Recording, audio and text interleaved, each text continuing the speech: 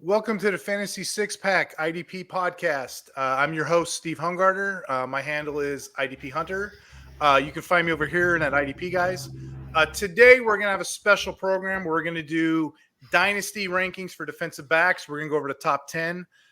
For those that aren't familiar with my show, I write this article for the Fantasy Six Pack, and it just kind of goes over the top defensive backs and, who's on my bubble and why I rationale that.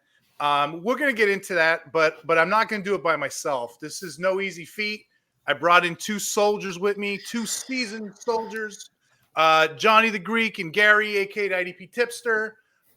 They really don't need any introduction, but from my heart to you guys, thank you so much for coming on the show and doing this battle with me.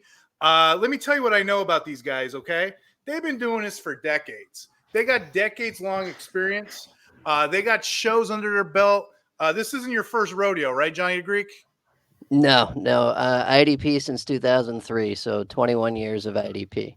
21 years of experience to give us. And Johny The Greek, in addition to that show that he does with Gary, he writes an article over at the IDP show. And I'm tickled to death about this article. It's called The Cornerbacks Corner. And he lists every single corner. And and I know, Gary, am I lying? Cornerback's the kryptonite to most IDP players. I hate it. I stay away from him. I don't want it. Not this guy. He takes it. He loves kryptonite. What are you, Bizarro Man? I don't know. Evil Superman? He loves kryptonite. He takes them. And last time I checked, you had an 89% accuracy rating. I don't even know how you do that. What's your secret, man? Well, 79. So that's part 79. Of it. Excuse us. yeah. But thank you for the kind words. It's great to be here with you guys. And there are just short version indicators that tell you if you're in a good matchup for streaming corner. Good passing offense, lack of weather, high wide receiver targets, historical production, PFF scores, alignments. I've been doing this for so long that stuff just kind of is in my brain. So I put it on paper and give people the best options each week. So yes, all 96 starting corners each week, the entire season. I think you're being modest because I'm going to tell you, this is an award-winning network. Joe Bond, our owner, he's the number 3 ranker in all the fantasy pros.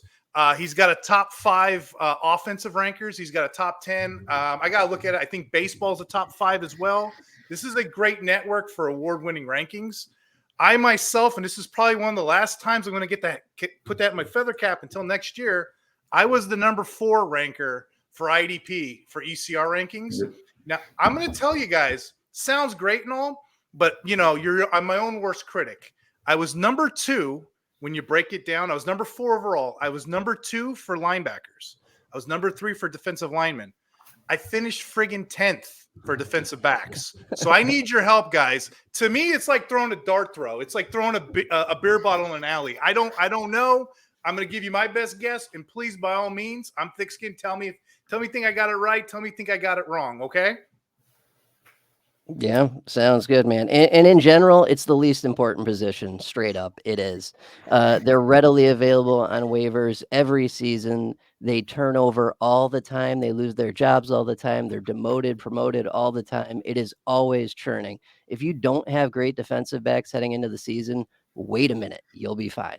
Yeah, just look at the averages over the last few years. I mean, if they're in the top 5, the odds are they won't be in the top 5 the next time around. If they're in there again, the odds get even deeper that they're not going to be in there. It's really hard to keep that kind of a level, especially if you're talking standard leagues or if you're even talking top 12. I mean, it could be a struggle. So you're lucky if half of that top 12 even sniffs it the next year. Yeah. Ain't that the truth? I'm going to say Derwin James, maybe Budda Baker. They're probably like the only ones that like repeat offend historically. It's such a dart throw, volatile. But you know what isn't a dart throw? The award-winning rankings over here. Just to go back to that, we're running a code right now, promotion code. If you guys do F6P MLB 24, you save 15% off your subscription. So that's F6P MLB 24. Save 15% off. Johny, what are you into? Anything new you're promoting? Anything you're doing lately? Nope. It's basketball season. I'll see you guys in May. Yeah. We put the players pod on a hiatus for a couple of months, man, just to kick back, right? I'm Gary, just shooting you straight, dude. I'm just shooting you straight. Like Yeah, in season, I've got the Cornerbacks Corner article, a matching audio podcast that comes along with it, the show with Gary, and another betting show on top of that. So 2-3 shows in an article. That keeps me plenty busy. When the off season gets here, I'll see you guys later. Now, Gary, back me up on that, Gary. That IDP players pod you guys do, you guys got your decades-long experience. You guys are going over rosters. You're going best in the industry stuff, experience, latest roster trends. What else do you got going on down there? What you been up to, Gary? Well, that's on hiatus right now, man. As soon as the betting stopped, I kind of backed out. So it's like I dropped like 3 or 4 podcasts I was doing, working on a couple others. And at the moment, we're just kind of carrying through. Got trends started over here at the IDP Plus Network, and just rolling on a few others behind the scenes, kind of handing off things and lining some things up for some big things at the IDP guys. You know, Johnny, I don't know if you know this, but I said this on the other pod that me and Gary did. Gary was one of the first writers ever, content creators I've ever seen do defense. And when it was like a comic book, when I think you were doing it online at that time, your website. I got a laugh out of it too. I just wanted to absorb you and all this information. So it's so neat. It's so neat doing these pods with you, or even working in the same company with you. Not one company, but 2 companies, right? You got an announcement. Are you over here as well? I hear. Is that a little rumor? Little bird was telling me. Pardon me?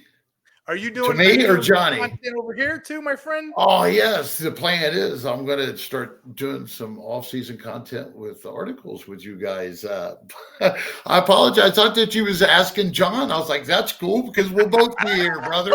Right? That's what I'm sitting here thinking. I'm thinking, shit, we both got on the same, podcast. So I apologize. Yes, and I'm excited about it, man. My head is so. Woo, but yes. I look forward to it, man, getting into it, maybe writing some redraft here in a little bit, writing a little bit about these guys in the IDP side of the ball for after the draft or such. We're going to work this out, man. Things are simmering. Heck yeah. So yeah, when Joe Bond came to me and he approached me, hey, you want to do some Dynasty articles? I thought it was kind of neat. And I wrote an article that's also attached to this article. I'm going to pull it up here in a second. I'm going to pull up the article here. But what I did is I did like an age cliff, because everybody knows offense. Everybody knows when to get off running backs, or when to get off, wide receivers, or when tight ends are going to boom. But basically the article, or the science, tells us a couple things about defensive backs. It tells us to gauge defensive backs, you get a long shelf life with these dudes. Probably around 22, you start to see the boom, and they start peaking all the way up to about 31. And even the elite ones still stay active. They still stay active as they go. For the audience that can't see my screen, feel free to go to Twitter. Feel free to go and Google my article, like I said, on age gaps. But with defensive backs, this is the longest shelf life. And you know what? General managers know that too. They know when they draft a guy, they're going to keep that guy for many, many years. IDP managers know this too. That's why we punt the position so much, because they're so volatile. You can kind of switch guys in like a hubcap on a car. What says you, Johnny or Gary? What says you about this? Yeah, I'm with you on this. This is you got guys like Patrick Peterson that have been here since the dawn of mankind, and is still effective and is still a great streaming corner option. And that's just one of like a million we could come up with right now. I'm less concerned about age when it comes to dynasty and defensive backs. But like I said at the start of this, I'm less concerned with defensive backs in general. This is the last thing I'm looking at. And especially now, you've got 100% of snaps. Linebackers are extremely rare. There are just a few now. And that has changed so much since when I started playing IDP, when people are running real 4-3s with 3 linebackers playing almost 100% of snaps. That time has come and gone. So you want your linebackers, and obviously you want your defensive line. Getting waivers for defensive tackle or defensive end is very, very hard during the season. So those are the positions you need to leave a startup with guaranteed. Defensive back, you can kind of piece that together. So yeah, I'm with you on that. So on my list, my top 10 list, I'm going to tell you there's a couple guys on the bubble that may be controversial. So I'm just going to throw a couple names at you, and you tell me if you guys like them in your top 10 or you don't like. Just tell me what you think about a couple of these. I'm just going to shoot them at you. Dax Hill, he didn't make it. Cam Bynum didn't make it. Both cornerbacks of the Seahawks didn't make it. That's just kind of like just the way I kind of look at that shelf life, and I look at maybe it's the way I treat the corner position, Johnny. I don't know. But do you see any of those guys in your top 10? Because they just missed for me. Nope, I do not. No corner will ever be in my DB top 10 because they're not a box safety or a safety that plays in the slot a lot or has correct alignment. So I'm not interested. And they're too spotty and inconsistent to begin with. That's why I have an entire article dedicated to picking the best ones each week. But yeah, none of those guys are there for me. Gary, any of those guys in your top 10? Cannon Bynum's been a breakout call of mine for 2 years. I just didn't really write about him too much last year. I just added him into some of the notes for the start sits that I was doing that I usually do every season. I'm not a ranker dude to begin with, so I actually do like Cannon Bynum to do it again this year or be up in that area in that top 10. I don't see a reason why not. They're going to be, under development. I don't think they're going to be able to necessarily bring Hunter back.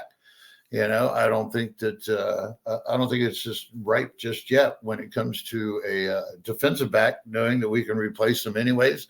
Why not hold on to that ceiling? Because at least in the balanced leagues that I'm in, he was burning it up. He ended up in that top 10 for the last overall.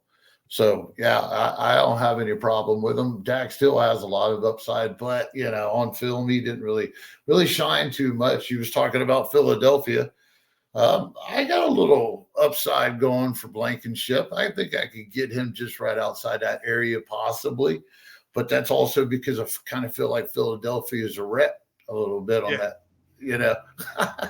So, I mean, there's always cleanup duty, right? Exactly. Yeah.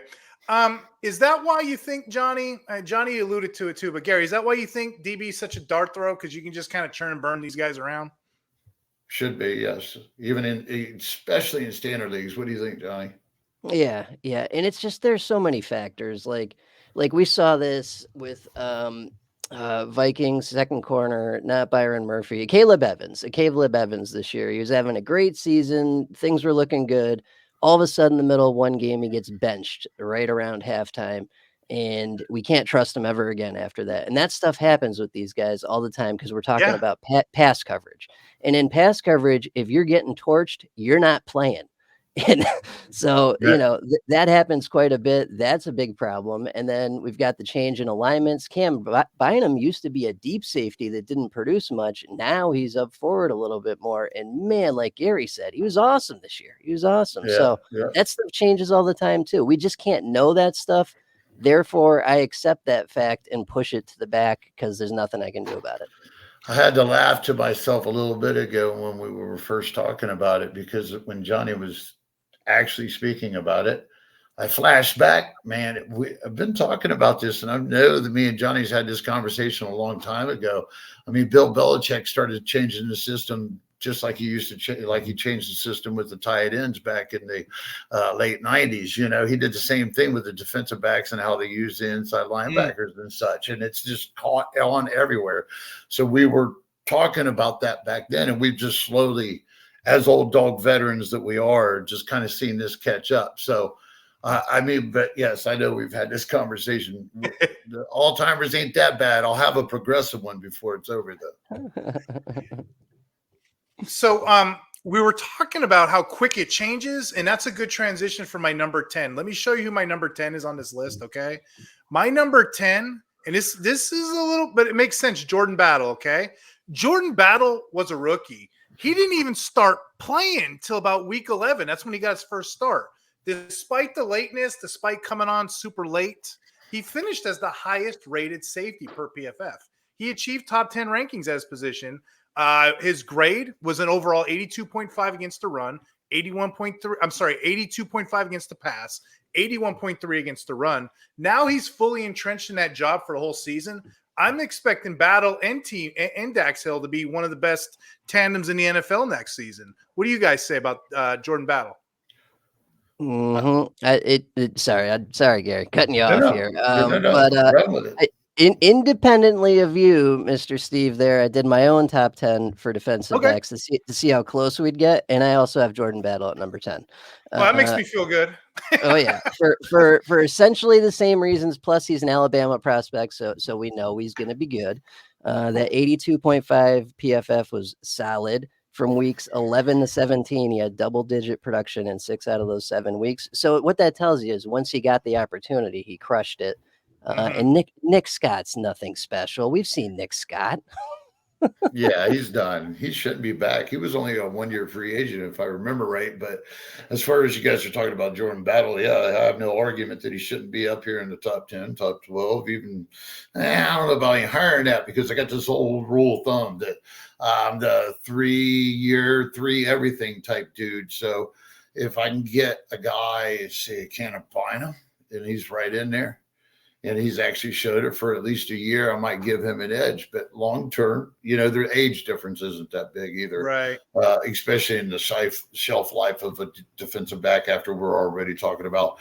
You're going to basically come across that top 3. But, I mean, you just brought up Derwin James and Winfield. These guys will go anymore. They're playing so tough, and they're kind of like the linebackers got to be, is that they're still missing every 3rd year.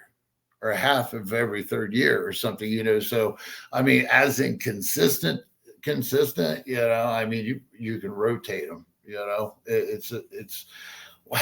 Jordan Battle has all the upside that you would want, but because he's only heading into the 2nd year, right? Give me another year, and then I'll crack him in my top 16. More than likely. Usually I don't talk about trades or my leagues on this show, but I have to throw it out here. And dude's probably going to be listening anyway.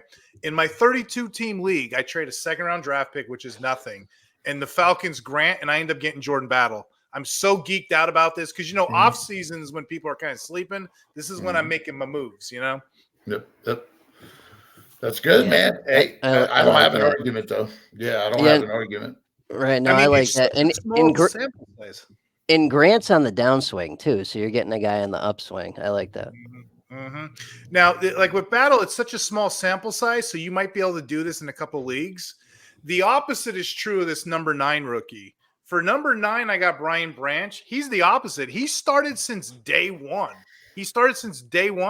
He played several key roles as a rookie. He played corner, he played nickel, he played safety. And in my opinion, I think big nickel is probably his best position. But his effectiveness as a cornerback, he actually was a top 20 graded on PFF.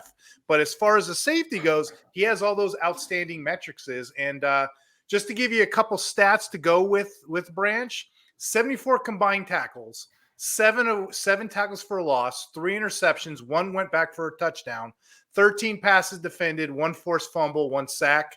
I could have kind of just led with the statistics, but I kind of wanted to give you the background as to why I have him on my list. As a rookie, he just seems like he has a solid future there with Detroit. What says you guys about Brian Branch? I, too, have a Dynasty rankings, and he's 5 on mine. So, I mean, you gotta love this dude. I know that I just said that about Jordan Battle, but that was a pretty small sample with Jordan Battle. I do feel like that the upside is still there to go ahead and think that there's no reason, the way that Detroit uses their safety since Dan Campbell's gotten there and the culture that he's built in Detroit, that Branch is not going to be a huge part of that for a long time. He displaced Tracy Walker. He's displacing Kirby Joseph, actually. It really depends on what they do with CJ Gardner-Johnson. But the one thing I'm not worried about is Brian Branch. I think unleashing him, and who was that other surprise dude, Matafi or something like that? He was spelling it. Pardon me. Good luck spelling it. Like I am. Right. Yeah. Right. Johnny's probably looking that up. Right? Yeah. It's Ifeadi Melon Wafu. Come on, guys. All right. Oh yeah, Mr. Google there. So, anyways, I love that combination, and that dude was actually a second round pick. He was a sneaky. He came on early in the season, and then he turned around, got banged up, and then it was lingering injuries for a while. But they unleashed that duo right there before the playoffs, man, and it carried them through. Those dudes, for rookies and such, they were a hell of a starting tandem. So I'm buying into both of them, but Branch has definitely got to be up there in that top 10. Yep. I wonder stat wise, like a younger duo that's just back there in the secondary, they kind of learn and grow together. I bet you those teams are better off than teams that are just plugging and playing free agents every year. I'd love to pull data on that. I just don't know where to begin. Right. I want to be clear too. Me and John are sitting here saying you make sure you don't put a lot into it, especially in deeper formats, because that's what we're used to really playing is really deeper format. But at the same time, the reason is that so you can put more stock into your more determined positions. That's realistically it. So it kind of draws a fine line between what we're talking about now and the value of defensive backs. I was thinking about that when you were talking too, because I'm like, wow, Branch, Battle. I usually don't have these guys. I don't have top picks to be wasting on a defensive back, Yeah, it's like that old famous question: what round are you going to go IDP in a blended league? Now it's the question: what round are you going to go DB in a blended league? Because there's so many of them. It's just increased by 5% each year for the last 3 or 4 years. So moving on to number 8 is Xavier McKinney, and I had to look this up. Do you know he had 100% snaps and played every single game all year? He had the whole pot. He had the whole pizza pie. Very impressive season, breakout season, if you will. He's 25 years old. He is getting ready to look and test free agency, so it'd be smart if they would tie him up. But I mean, he had 115 tackles on the year. 78 were solos, 2 forced fumbles, half sack, 3 interceptions. But again, he played all of that time and 91.2% coverage grade. He's helped revolutionize, I guess the idea of defensive backs playing all those snaps. And he's on a terrible team if he stays there. I mean, they're going to get thrown on. So Xavier McKinney, I don't know if it's too low, too high, guys. You tell me. But I had to get him on my list. Yep. Yeah, I got him at 6, but whatever. Same area. And yeah, only 25 years old, 87.8 PFF. That tells me that no matter where he lands, he's still going to be a starter. So I'm just hoping that he stays with the Giants, because that alignment last year, whatever it was they had him doing, was perfect for production. And that's half the battle. We can have the most talented guy on the planet. If he's going to play deep all the time, we're screwed. So we got to get lucky with alignment too. Yeah, I had him in my top 5. I had him at 3. So I really like Xavier McKinney, and I think he will be back. But that was, kind of, I don't know, reaching for the glory here. We've been waiting for McKinney to get it done, and he finally hit. So I'm just betting on that he's going to be there. If he's not there, man, got to kind of just ride it out and hope that his skill set shines wherever he goes, and put into the same type of position at least. But, again, we're talking about defensive back. I love that ceiling. All right, let me go to number 7 here. Let me give you this name. So for number 7, I'm going to give you Javon Holland. And here's why, guys, okay?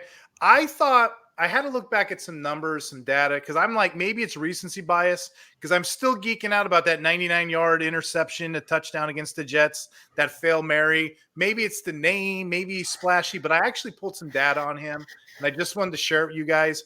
He's the 3rd highest graded safety in the whole entire league. In the AFC conference. Okay, so he's 90.5. And then I think in the whole entire league, he's number 2 behind Jessie Bates at 90.8. So that's pretty darn good. Coverage skills, this, that, whatever. I know he didn't like his defensive coordinator, who's gone now, but that's pretty darn good for a 23-year-old. So those are my thoughts, putting Javon Holland on here. What says you guys? Yeah. This guy was more productive than Minkah Fitzpatrick and Andre Cisco, and he missed 4 games.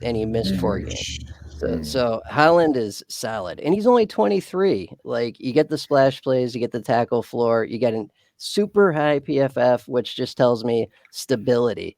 Like you see guys like Zach Cunningham and their PFF grade, and you know that they're losing their job at some point. But a guy like Holland, I feel real good about no matter where he goes, if he goes somewhere down the road in 2025.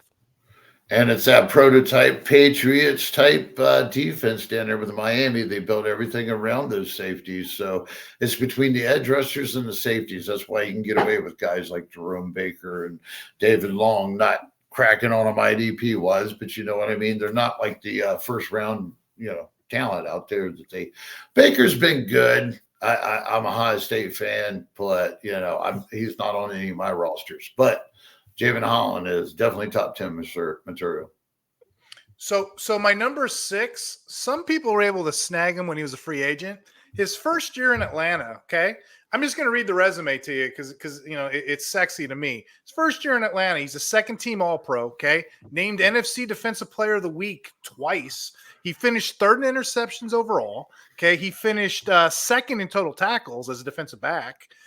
In my opinion, there wasn't a better free agent. I mean, that might be a hot take. There wasn't a better defensive free agent pickup last year. I don't think so. 132 tackles, 6 interceptions. This guy needs to be on the list somewhere. 6 just feels good to me. He is not going anywhere. He's only 26 years old, too. And in the last thing, which we all love in IDP, he played all 17 games.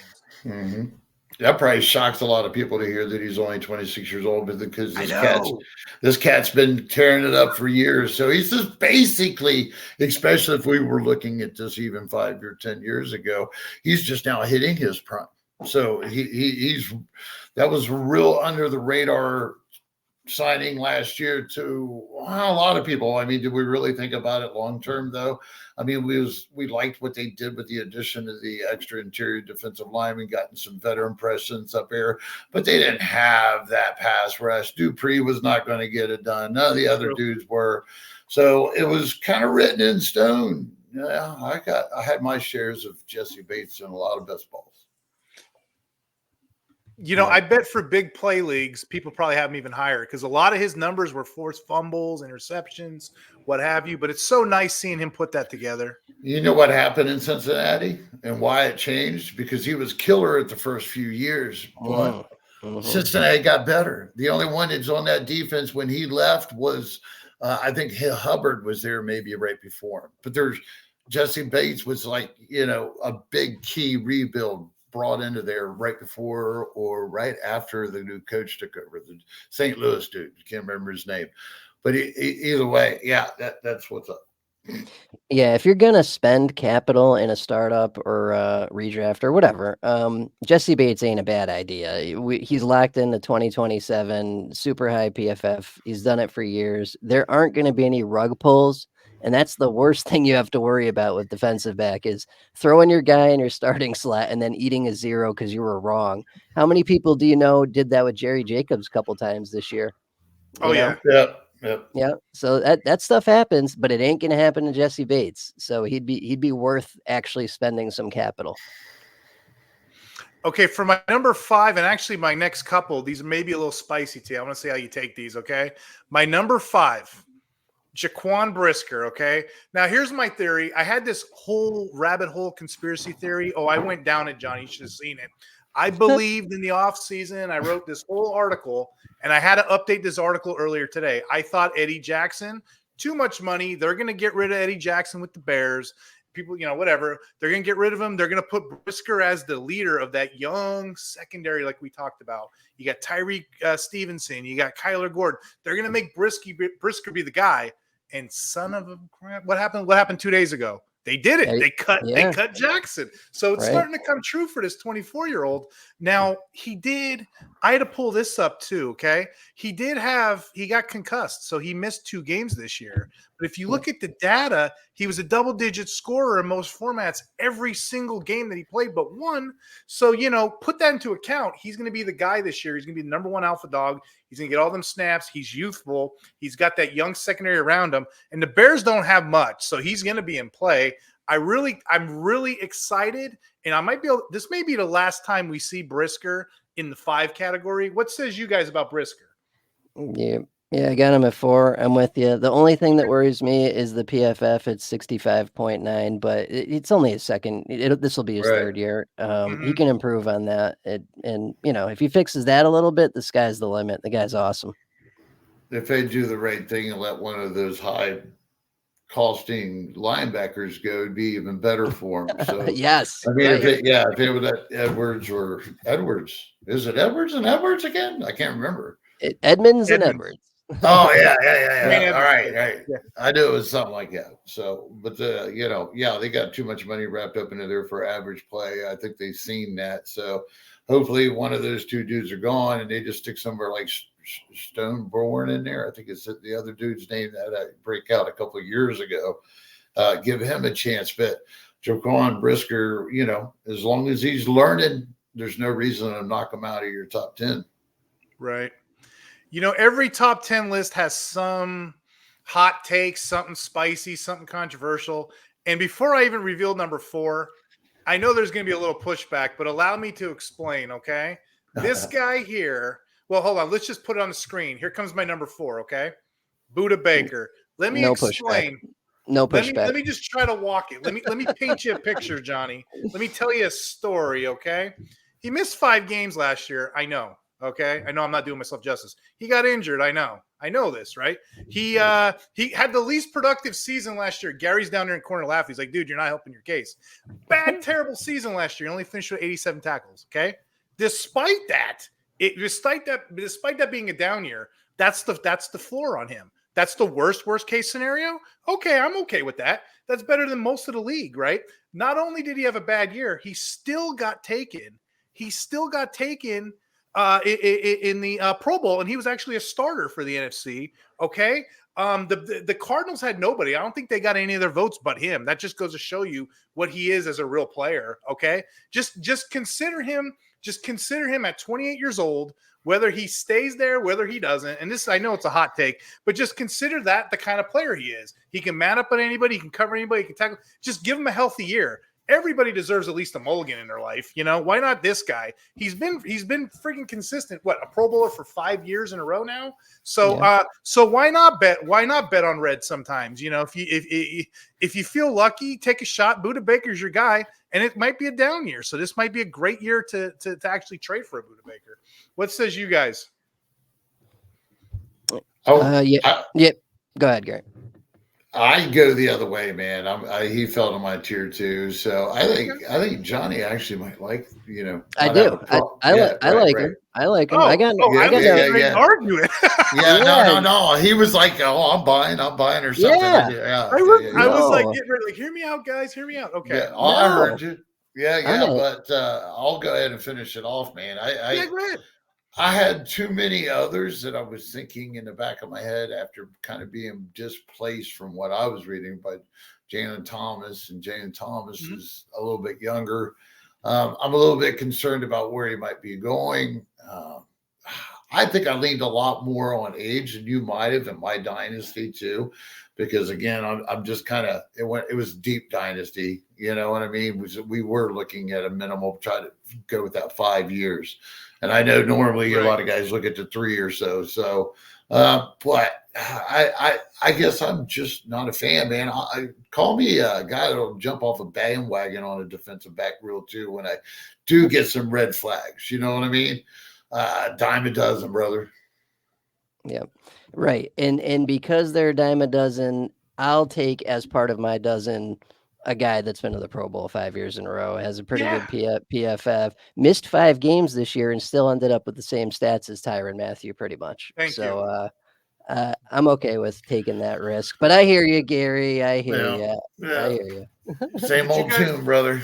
Did you guys know this? Dating back to 2017, Baker leads all NFL defensive backs with 709 total tackles and 504 solos. So give me the history on this guy. That's pretty impressive. Who's better, him or Derwin James? Well, number 3, it's funny you should say that. Drum roll, please. Derwin James, my friends. Nice. Derwin James. Now, I actually was wrestling with this with myself because if you actually watch tape, watch film, he gave up the most coverage yards he has in his entire career. I think he gave up PFF like over 300 more yards. He's a little slower this year, But you guys tell me when corners are, I mean, when defensive backs are a little slower, right? They make more tackles, don't they? You know? But yeah, this is it's Derwin James, dude. You gotta have him on your list. You gotta count on that high upside, right? But looking at the tape and then looking at my IDP, that's something totally different. I have a tweet for you guys I wanted to share while we're discussing Derwin James. Now, this is from the great John Macri, okay? Derwin, he's the only safety to finish among the top 5 in tackles each year for the past 3 seasons. Don't forget Baker got hurt, so of course whatever. But he's the only one to do it. So a down year for his PFF grade, but no drop off in production. So this is the case of one of those IDP stats versus maybe real life player, not so much. But I would take James over Baker to answer your former question. Yeah, I would as well. And but I'm realistically, I'm probably not going to have much James this year or any year because he's too expensive. People go rounds more earlier than they should when taking him. And towards the end of last year, we saw his role was in flux. His playing time was in flux. Part of that was the Chargers swirling the toilet, but was that all of it? I don't know. I don't work for the Chargers. To me, that's a red flag. Seeing Derwin at 65% of snaps is not good. It scared me a little bit. And I'm supposed to pay that ridiculous price on top of that red flag? I don't think so. So I won't have any of him, but I do agree, all things being even, if he can stay healthy, he's definitely a top 3 safety, no doubt. Definitely. I do have. No, good, Gary. I have him above Budda Baker by like half a tier.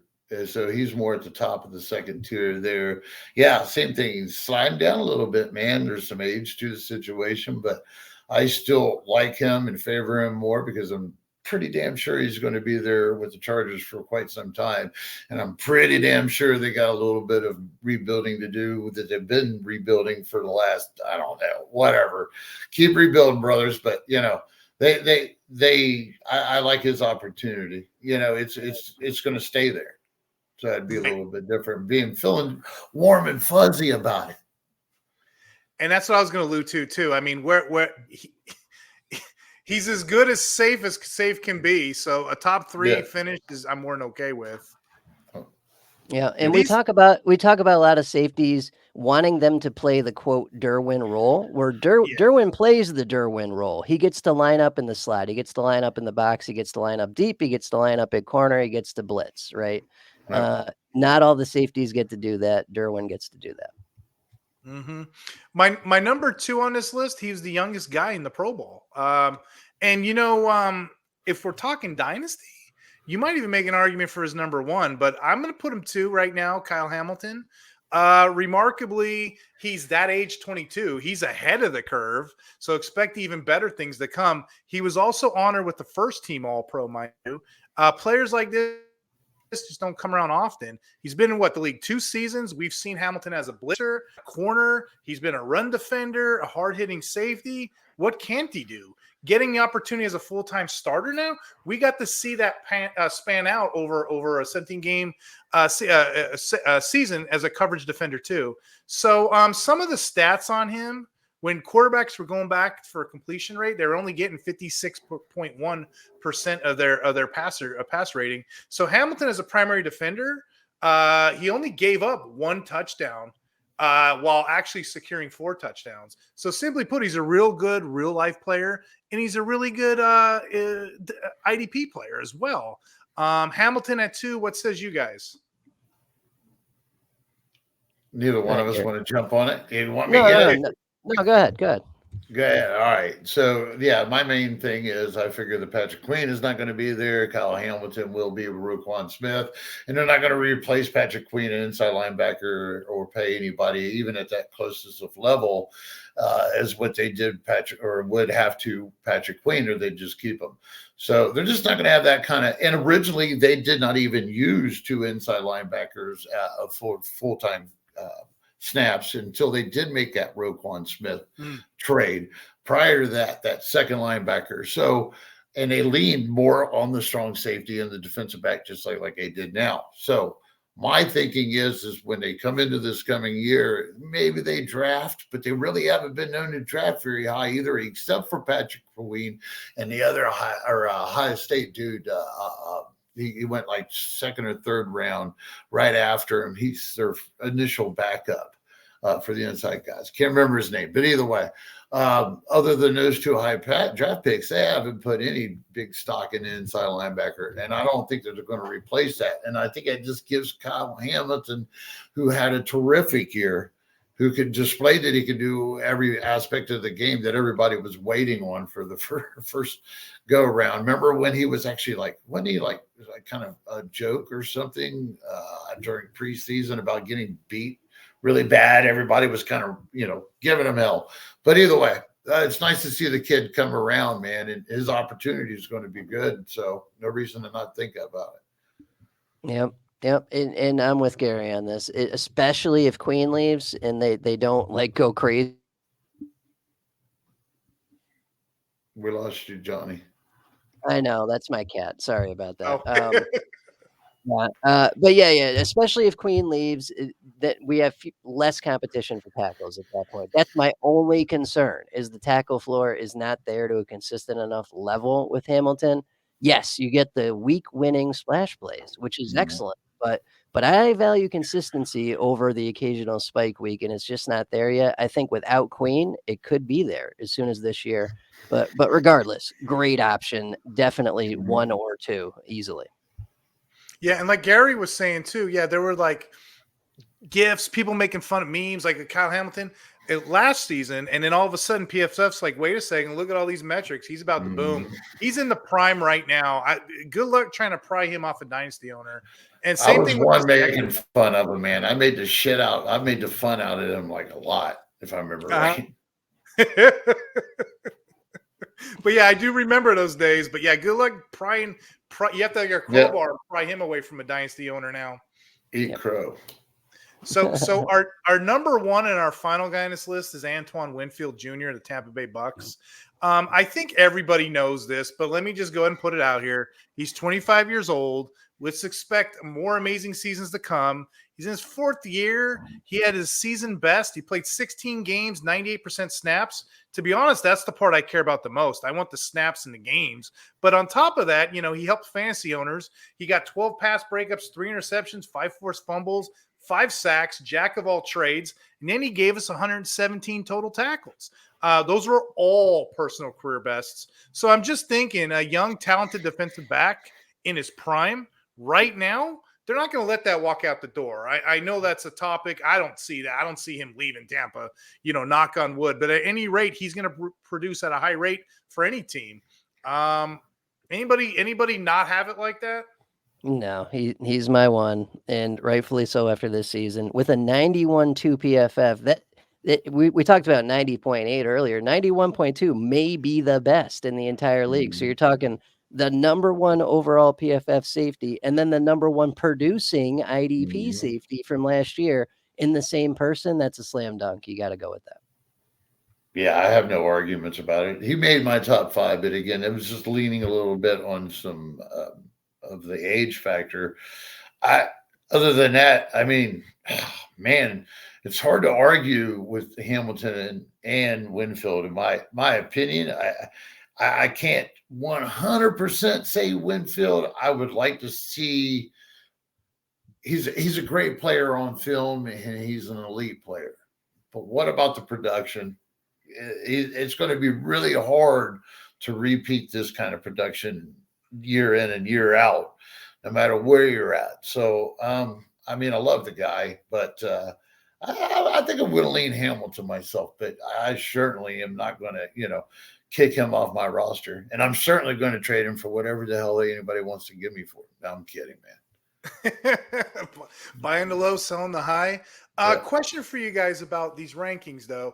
Do you see anybody on here way too high, way too low, or maybe somebody that you would have preferred to see come on this list that I didn't have listed? I get a spiel, Gary. You go first. Reed Blankenship, maybe. Yeah. Yeah, maybe Reed Blankenship or something like that. Hoffinja, it'd be interesting to see how he comes back with the 49ers after his early injury last year. You guys might want to keep a little dart throw extra deep on Jair Brown, the rookie that replaced him this year, man. I think the guys, he started out elite and he backed off a little bit when they started figuring out how to pick on the rookies. But I think he's still got a future over there and he's got a full-time job. And I think him and Huffinja, I don't know. I'm going to mess up that name, man. It's like I always pick on the guys I can't pronounce. I do that to myself. Why would I do that? But I do. Anyhow, so we're going to go ahead and roll here with Brown. I like him as a deep dart throw to come up next year. Yeah, I had the same top 10 you did, just in different order. So we're locked and loaded, my friend. And the thing is, though, it just real talk doesn't matter. Doesn't matter right now. So much stuff has to happen before we get back to football again. None of this is going to look remotely the same by the time we get to week 1 next year. So that's like real talk. That's why I don't do off-season content. I'll see you guys when it matters. Oh, yeah.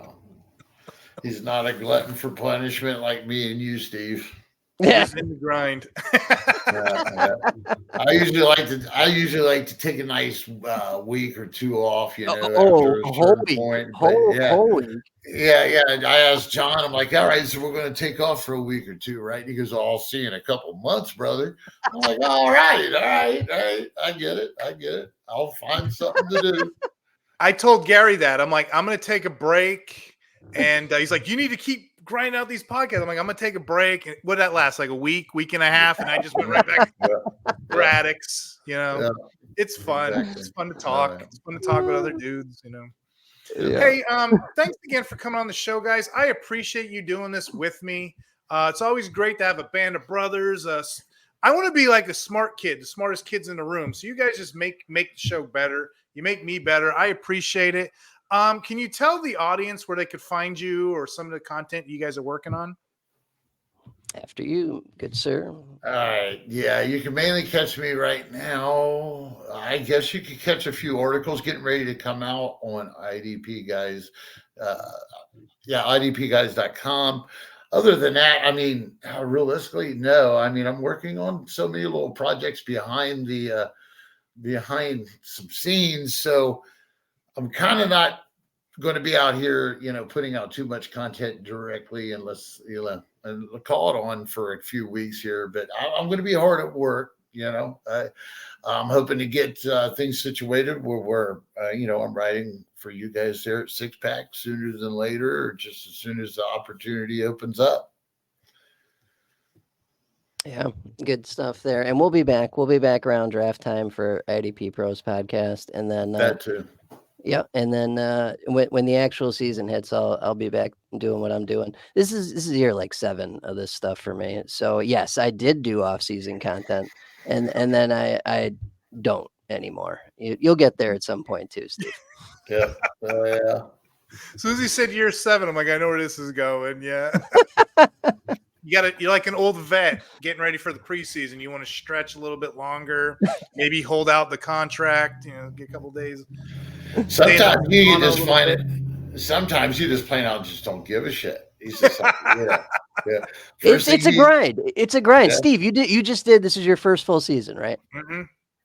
It's not easy, right? A lot of people talk about writing. A lot of people talk about making content. Actually doing it and doing it every week and having it come out at the same exact time and being consistent for your audience. That's not easy. Not at all. Yeah, we had the dudes last week from Front Office Pros. They were talking about it. They're like, yeah, we signed up for the ECR rankings like you too, but by week 7, they were done with it. It's so hard. It's so hard to keep going. And we're talking about me. Let's talk about Joe Bond. He keeps this all year round with his award-winning rankings. He's got golf over here. He's got hockey. He's got baseball. He's got basketball. It's not just football, but this is a whole universe. And we're starting to find out we have a great IDP community here too, Gary. But if the audience at home wants those award-winning rankings, there's a promo code going on right now. F6P MLB 24. You're going to save 15% off. Come over here and get the award-winning rankings. Come on over here and see Gary's wonderful face. Come on over here and hear Johnny talking about Derwin James. We're all here. We're all putting out this podcast. The podcast, great content for you guys. Any closing thoughts, guys? Hey, thanks for having us on, man. This honestly was a really good time. I did Yep. enjoy it quite a bit. So when the season's back, come poke me again. Okay, Yeah. we'll do. This is I'll hold you up to that. This isn't my second rodeo with you, man. We did one last year, so right? Yeah. I'm trying to. Yeah, we've already done one of these, man. Yeah, so many pods ago. So, yeah, I almost forgot about that, and it just kind of hit me real hard again. Yeah, we've been here. Hey, just everybody, have a great off season, and be safe out there. You too. Be safe, and we'll close the show out, and we'll catch you guys later. Okay.